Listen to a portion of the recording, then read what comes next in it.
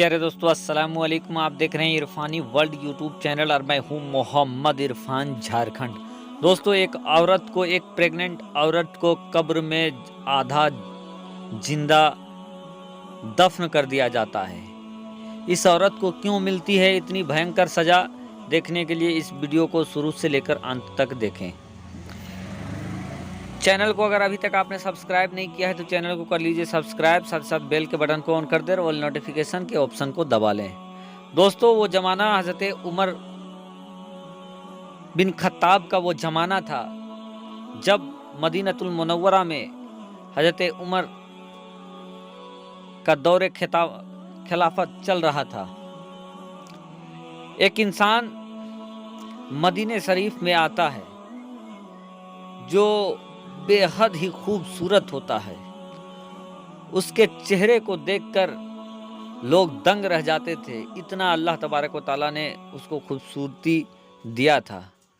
दोस्तों, वो इंसान नहायत ही इबादत गुजार और प्यारे आका मोहम्मद मुस्तफ़ा सल्लल्लाहु अलैहि वसल्लम से मोहब्बत करने वाला था।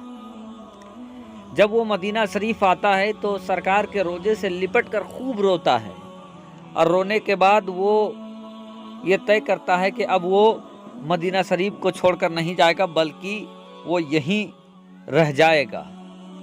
वो दिन भर इबादत किया करता और सरकार के कदमों में जाकर खूब रोता। उसकी इबादत का चर्चा दूर दूर तक होने लगा, यहाँ तक कि उस इंसान से हज़रत उमर भी काफ़ी मुतासिर हुए और उनसे मोहब्बत करने लगे। एक बार का वाक़या है कि सभी लोग हज के लिए जाने लगे। इस इंसान ने भी ये फैसला किया कि वो भी हज के लिए जाएगा। बहरकैफ हज के लिए तैयारी जारी हो गया, तैयार हो गए सारे के सारे। अब हजरत उमर उस शख्स के पास आते हैं और कहते हैं कि इंसान, तुम बहुत ही नेकबख्त हो, तुम्हारी अगर कोई भी तरह से मैं मदद कर सकूं तो तुम मुझे बिला हिचक कहना, मैं तुम्हारी मदद करूंगा। वो इंसान हज़रत उमर से कहते हैं कि अमीरुल मोमिनीन, आपने मेरे लिए इतना कहा मेरे लिए काफ़ी है, लेकिन वो अल्लाह जो आपकी तमाम हाजतों को पूरी करता है, मुझे अगर कोई हाजत होगा तो मैं उसी रब्बे जुल जलाल से मांग लूँगा। हज़रत उमर इस बात से सुनकर काफ़ी खुश हुए और वो काफ़िले वालों के पास गए जो काफ़िला मदीना शरीफ को जाने वाला था, और वो कहें कि तुम लोगों के साथ फला शख्स जाने वाला है, वो काफ़ी नेक बंदा है, तो तुम लोग हज के दौरान उसका ख्याल रखना। बहरकैफ काफ़िला चलता है। उसी काफ़िले में मर्द औरत थी और एक ऐसी भी औरत थी जिसकी नीयत ख़राब था। वो औरत इस आबिद शख्स के हुस्न पर फिदा हो गई थी। जब जब जहाँ जहाँ खेमा लगता, वो औरत उसी इंसान के बगल में ही खेमा लगाती। एक बार रास्ते में वो औरत क्या करती है कि उस इंसान के खेमे में आ जाती है और आने के बाद कहती है कि ऐ इंसान, मैं तुम्हें बहुत पसंद करता हूँ, मैं तुमसे शादी करना चाहता हूँ, मैं तुमसे गलत काम करना चाहता हूँ। ये बात सुनना था कि वो इंसान कहता है कि नहीं, ये गलत है और अल्लाह तबारक व ताला से डरो, और वो मना कर देता है वो इंसान। इस पर वो औरत काफ़ी गुस्से में आ जाती है और वो कहती है कि मैं तुम्हें बदनाम कर दूंगा, जमाने में रुसवा कर दूंगा। और उसके बाद वो औरत चली जाती है, और चली जाने के बाद कुछ दिन के बाद वो क्या करती है, उसको बदनाम करने के लिए अपने कुछ पैसे उसके खेमे में रख देती है और उसके ऊपर चोरी का इल्ज़ाम लगा देती है। बहरकैफ सभी लोग उसको, उसके घर की जब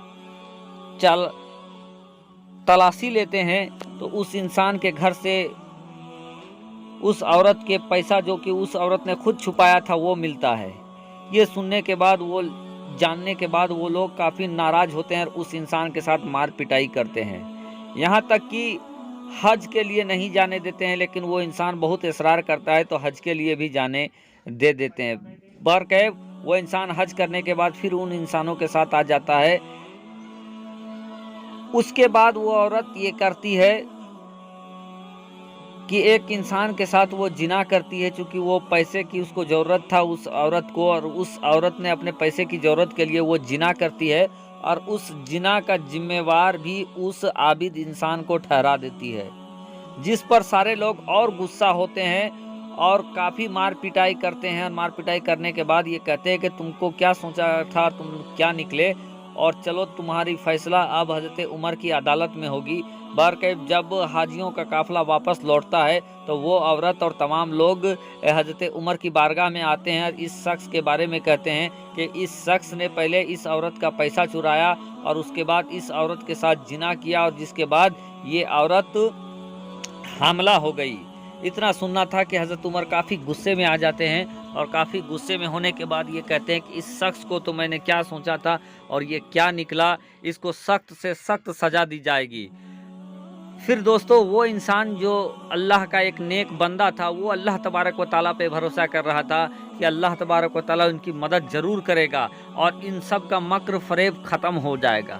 دوستو جیسے ہی حضرت عمر اس شخص کو، اس بے گناہ اس خوبصورت شخص کو سزا دینے والے تھے کہ اس جگہ پر حضرت علی آ جاتے ہیں، اور علی آنے کے بعد یہ کہتے ہیں کہ ٹھہر جاؤ، یہ عورت جو کہہ رہی ہے یہ سراسر غلط کہہ رہی ہے، اور غلط اس نے روپیہ خود چھپایا تھا، تہمت اس پہ لگایا، اس کے پیٹ میں جو حمل ہے یہ بھی کسی اور کا ہے، یہ اپنی پاپ اس کے سر مڑ رہی ہے۔ بہرکیف حضرت علی اس شخص سے کہتے ہیں، اس عورت سے کہتے ہیں کہ اے عورت، اے خاتون، تم سچ سچ بتاؤ، نہیں تو اس کا انجام بہت برا ہوگا۔ وہ عورت کہتی ہے کہ نہیں، میں جو کچھ کہہ رہی ہوں وہ سب صحیح کہہ رہا ہوں۔ اس پر حضرت علی کہتی ہیں کہ اے عورت، کیا تم ایک دن اس شخص کے خیمے پہ نہیں گئی تھی اور تم اس کے ساتھ غلط کرنا چاہتی تھی، جس پر اس نے منع کیا تو تم یہ کہہ کے نکل گئی کہ تم اس کو بدنام کر دے گی، اور اس کے بعد جب حج سے لوٹتے وقت تمہیں پیسے کی حاجت ہوا تو تم بغل کی بستی میں گئی جہاں ایک انسان نے تجھے پیسہ دیا، لیکن اس کے عوض میں تم نے اس کے ساتھ غلط کام کیا۔ یہ سننا تھا کہ اس عورت کے اوپر سے نیچے سارا بدن جھکجھور جاتا ہے، اور وہ کہتی ہے کہ مولا علی کو تو سب پتہ چل گیا ہے، اب جھوٹ بولنے کا کوئی فائدہ نہیں ہے۔ لاسٹ میں وہ حضرت عمر کی بارگاہ میں ساری سچ سچ باتوں کو وہ کہہ دیتی ہے۔ اس پر سارے لوگ کافی شرمندہ ہوتے ہیں، وہ لوگ جو اس عابد شخص کے ساتھ مار پیٹ کیا تھا۔ بہرکیف حضرت علی نے اس عورت کے لیے کہا کہ اس عورت کو لے جاؤ اور اس کو آدھا دفن کر دو، زندہ آدھا دفن کر دو۔ سارے لوگ اس عورت کو لے کر جاتے ہیں اور اسے آدھا دفن کر دیتے ہیں۔ ادھر کچھ لوگ کہتے ہیں کہ اے حضرت علی، آپ کو یہ سب پتہ کیسے چلا؟ حضرت علی ان لوگوں سے کہتے ہیں کہ سنو، اللہ تبارک و تعالیٰ نے اس عورت اور اس عابد شخص کا پورا واقعہ میرے نگاہ کے سامنے رکھ دیے، کیونکہ اس مرد کو، اس نوجوان کو اللہ تبارک و تعالیٰ کافی پسند کرتا ہے، اور اللہ کو یہ منظور نہیں تھا کہ اس بے قصور کو سزا ملے، اسی لیے اللہ تبارک و تعالیٰ نے اس کے حال کو میرے سامنے لا کر کھڑا کر دیا، اور میں نے اس کا پورا حال یہاں پر بیان کر دیا تاکہ ایک بے قصور کو سزا ملنے سے بچ سکے۔